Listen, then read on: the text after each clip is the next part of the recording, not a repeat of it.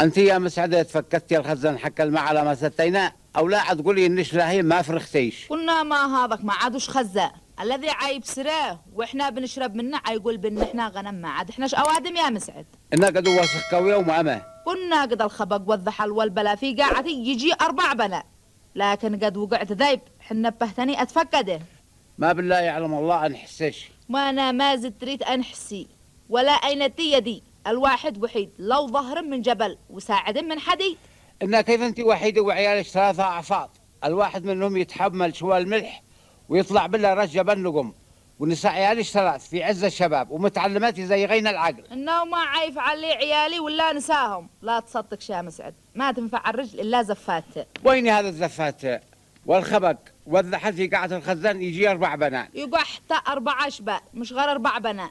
ابنك الكبير جر نفسه وافترق هو ومرته، قولت هذاك لا غثي أمي ولا وجع قلبي. قلنا أنا بين حاكيش من عدم نظافة الخزان وتلوث الماء الذي بنشربه ونحيا به بقدرة الله، ما بين أقول لك تروي لي قصة ابنك الكبير. كنا اصبر أروي لك القصة. مرت ابنك الأوساط ومرت الولدة الصغيرة عقدا مؤتمر قمة ثنائي طارئة وعاجلة، وخرج من المؤتمر بقرار المداولة. مرت الولد الكبير اعلنت الانفصال داخل البيت، ومرت الولد الاوسط والصغير اعلانين المشاحنات والمداقعات وسط داخل البيت. وانت ما قصرتي، اعلنتي المواجهه والتحدي من صليش. اسمعها، ما دام قد الافتراق والمداوله والمقاصه داخل البيت والاسره الواحده فلا عاد تركنش على صلاه وراحه. قلنا انا بندور على نظافه الخزان يا حج مسعده من الاوساخ المترسبه الداخله وتلوث الماء الذي بنشربه، ما بندورش على الصلاه والراحه.